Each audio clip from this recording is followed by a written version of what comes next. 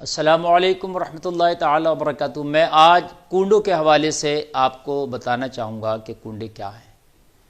محترم حضرات، جو 22 رجب شریف میں فاتحہ کا انتظام کیا جاتا ہے، کنڈوں کی فاتحہ جس کو کہا جاتا ہے، وہ اصل میں کیا ہے؟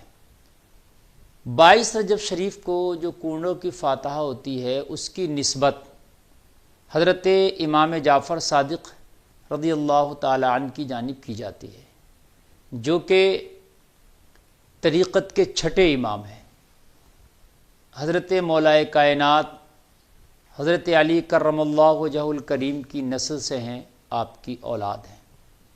حضرات، خاص طریقے سے ایک اہتمام ہوتا ہے، پوڑے اور کیا کئی طرح کی چیزیں بنائی جاتی ہیں، پوڑی میٹھی پھیکی، اور پھر وہ کوڑے کنڈے ہوتے ہیں، نئے مٹی کے جو برتن ہوتے ہیں ان میں رکھ کے فاتحہ خوانی ہوتی ہے۔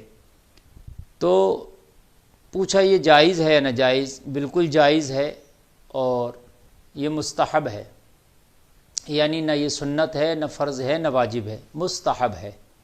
اگر کوئی شخص نہ کرائے تو گناہ گار نہیں ہوگا، اور نہ ہی اس کے عمل میں کوئی کمی شمار کی جائے گی، لیکن اگر کرا لے تو بہتر ہے، چونکہ کنڈا کرانے میں دو چیزیں ہوتی ہیں۔ نمبر ایک، شرینی میں پوڑی وغیرہ شامل ہوتی ہے، اور کھیر وغیرہ میٹھی یہ بھی شامل ہوتی ہے۔ دوسری چیز یہ ہے کہ اس میں بزرگوں کو بالخصوص طریقے سے حضرت امام جعفر صادق رضی اللہ تعالی عنہ کو ایصال ثواب کیا جاتا ہے۔ تو پہلی بات تو یہ قرآن پڑھا جاتا ہے، پھر بزرگوں کو ایصال ثواب کیا جاتا ہے، بالخصوص طریقے سے امام جعفر کی بارگاہ میں ایصال ثواب کیا جاتا ہے۔ تو ایصال ثواب کرنا میرے آقا سے بھی ثابت ہے، اور ایصال ثواب کرنا کوئی غلط چیز کبھی نہیں ہے، آپ جب چاہیں ایصال ثواب کریں۔ اگر 22 رجب کے حوالے سے اور ان کی طرف نسبت کرتے ہوئے خاص ایصال ثواب آپ کر رہے ہیں تو بالکل جائز ہے، درست ہے، اور باعث برکت ہے۔ قرآن پڑھنا باعث برکت ہے، ایصال ثواب کرنا اچھی بات ہے۔ اچھا، دوسرا بہتر یہ ہے اس میں کہ آپ جو پوڑی کھیر وغیرہ بناتے ہیں وہ ظاہر سی بات ہے کسی کو کھلائیں گے، تو بھوکے کو کھانا کھلانا اللہ اس کے رسول کو بہت پسند ہے۔ جیسے کہ میرے آقا صلی اللہ تعالیٰ علیہ وسلم نے فرمایا، جس کے اندر جو عادتیں ہوں ہم اس کو جنت کی ضمانت دیتے ہیں، یعنی جس کے اخلاق اچھے ہوں اور جو بھوکوں کو کھانا کھلاتا ہو ہم اس کو جنت کی ضمانت دیتے ہیں۔ تو یہاں پر کسی کو کھلایا بھی جائے گا تو یہ بھی بہتر ہے۔ منع تو کہیں اور کسی طرح سے نہیں ہے۔ اگر کوئی یہ کہے کہ یہ منع ہے، حرام ہے، بدعت ہے، تو اس سے کہنا ہے یہ حرام ہونے کا ہمیں ثبوت دے دو، ناجائز ہونے کا ہمیں ثبوت دے دو۔ حالانکہ اس کے حوالے سے اعلیٰ حضرت اور بہار شریعت میں بھی صاحب بہار شریعت نے اس کو ذکر کیا ہے، اس کنڈے کی فاتحہ کو، اور اعلیٰ حضرت نے بھی اس کنڈے کی فاتحہ کو فتاوی رضویہ شریف میں ذکر کیا ہے۔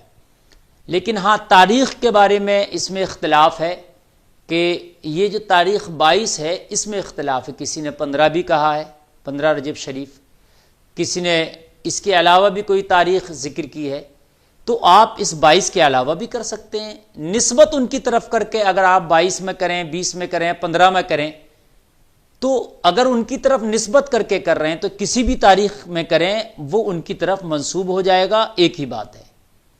حالانکہ 22 رجب امام جعفر کی نہ تاریخ وصال ہے اور نہ تاریخ ولادت ہے، بس یہاں تک کتابوں میں آیا کہ امام جعفر صادق رضی اللہ تعالیٰ عنہ اس تاریخ میں خود فاتحہ کا اہتمام کرتے تھے، اس طریقے سے بھی ذکر کیا گیا ہے۔ تو اس لیے یہ ان کے اہتمام کرنے کی وجہ سے 22 جو ہے یہ پرمپرا پڑ گئی۔